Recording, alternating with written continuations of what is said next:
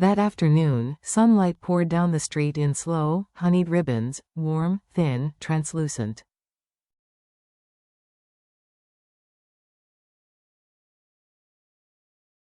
The kind of golden calm that deceives even the most careful observer, hiding the first hairline fracture widening quietly beneath their feet.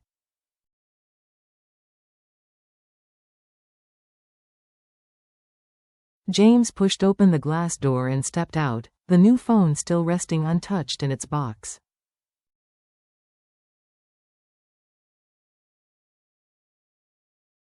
Its silver edge caught a shard of the sun, drawing a thin blade of light across the walkway.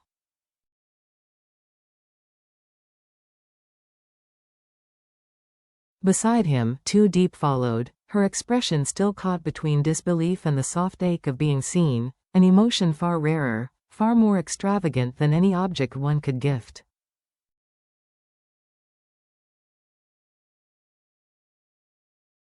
James, you didn't have to do this.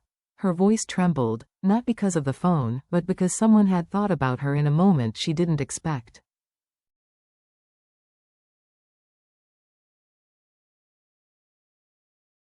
People liked to say that gold was precious, they were wrong. The rarest commodity was being remembered.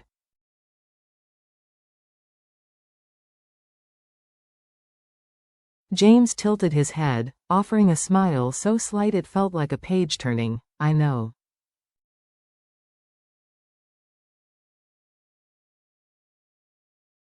But I want you to have something, from now. Not something built out of the pieces I left behind.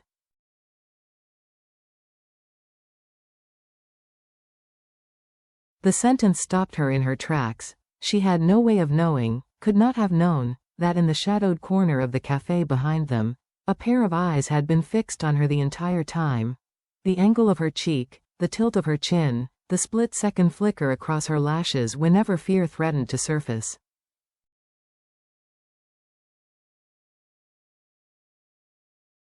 The homeless man sat with his back against an old lamppost, a weather-beaten guitar resting on his lap.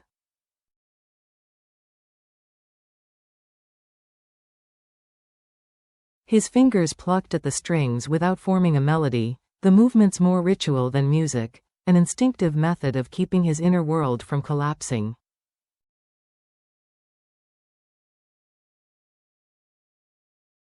But there was no calm in his eyes, only recognition, a shape from the past, rising through the cracks like something long buried but never dead.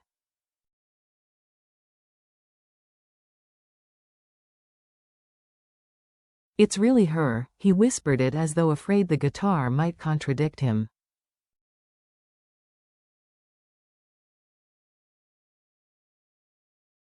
Or as though he were speaking to a version of himself he'd once tried desperately to erase.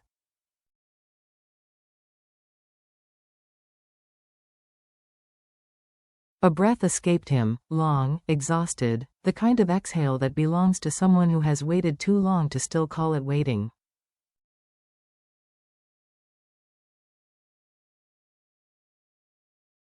But the question wasn't why she appeared. The question was, what will he do now that fate has thrown her back into the storm they both escaped from?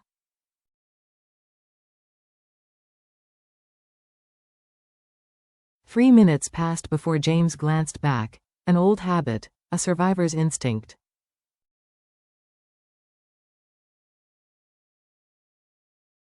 The kind of reflex you don't lose even after you convince yourself you've left danger behind.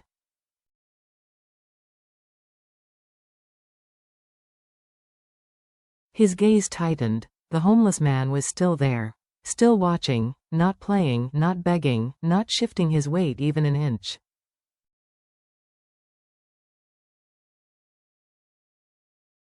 He was simply looking at them. For too long. James placed his hand on the small of Diep's back, light, gentle, but unmistakably protective.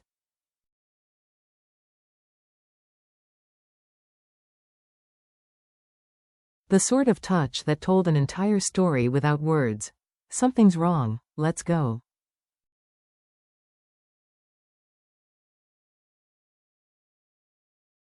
But we haven't, let's go. She didn't press further. Some fears didn't need to be named to be understood.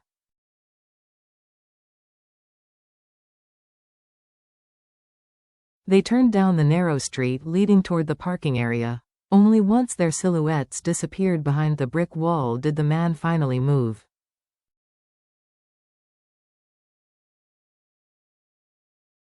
But he did not follow. He made no threatening gesture, he stood there like a forgotten milestone.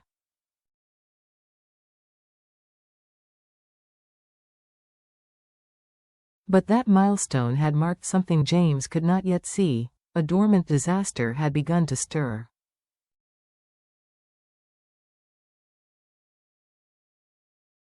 Across the city, dusk bled into the industrial district, turning the rooftop vents of Hon Fu Woodworks into jagged silhouettes against a violet sky.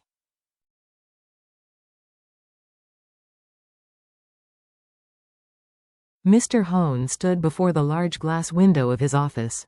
His shadow stretched across the wooden floor like a dark blade, cold, rigid, unforgiving, as though carved by the machinery below.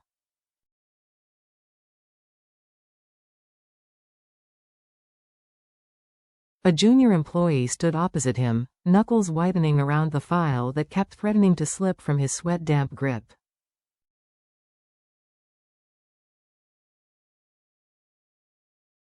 James still hasn't returned these last few days. No, sir, there hasn't been any sign of him.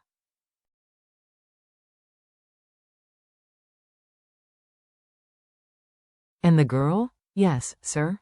He was with her today, downtown. A long pause followed.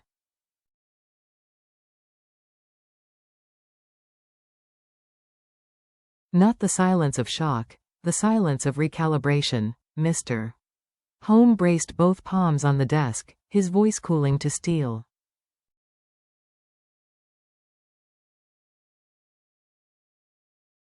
So he still hasn't understood. Then nothing is over. Shall I continue shadowing?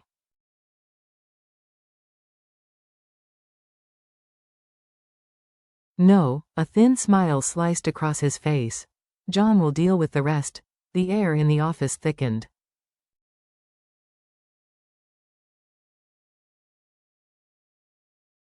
As though someone had quietly removed half the oxygen. On the drive home, Deep held the phone box against her chest, unusually quiet.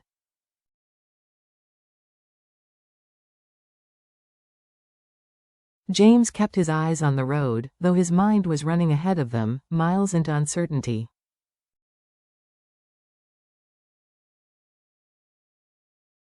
James, yeah? What happened, back there? He didn't answer immediately. The red light surfaced ahead, casting a muted glow across the inside of the car.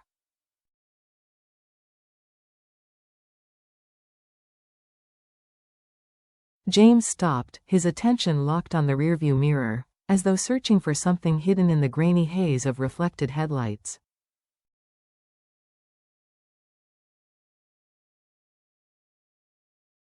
Finally, he spoke.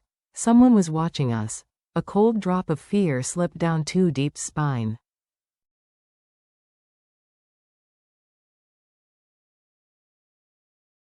Was it John? Or your father's people? I don't know. His hands tightened around the steering wheel, the muscles along his forearms drawing taut.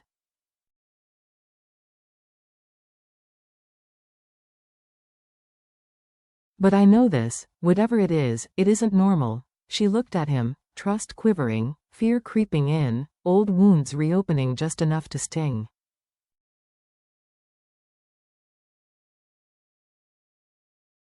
James reached over and wrapped his hand around hers.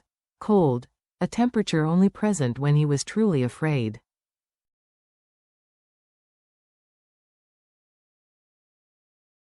Whoever it is, I won't let them touch you. She wanted to believe him, but the memory of the months he disappeared, without warning, without explanation, had not fully healed.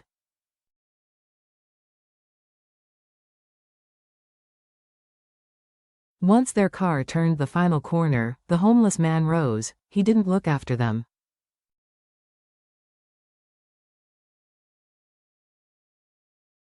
He turned instead toward a narrow alley leading into the aging apartment blocks, a place he had used as refuge for weeks.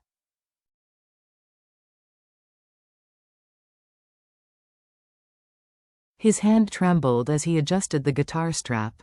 This time, when his fingers met the strings, they formed a real melody.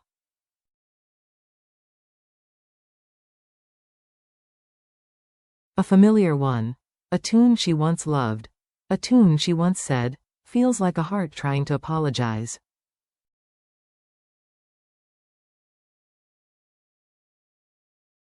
He closed his eyes. A memory surfaced, clear, intact, merciless. "If I lost everything one day, would you still remember my music?"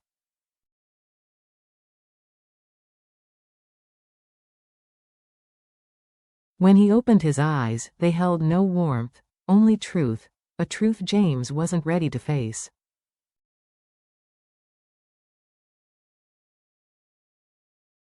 A truth too deep didn't expect to see again. A truth that would pull John, Mr. Hone, and every ghost of their past into the same tightening spiral.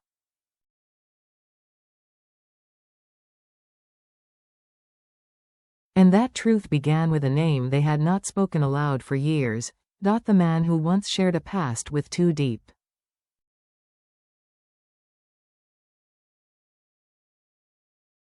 A name strong enough to unravel everything.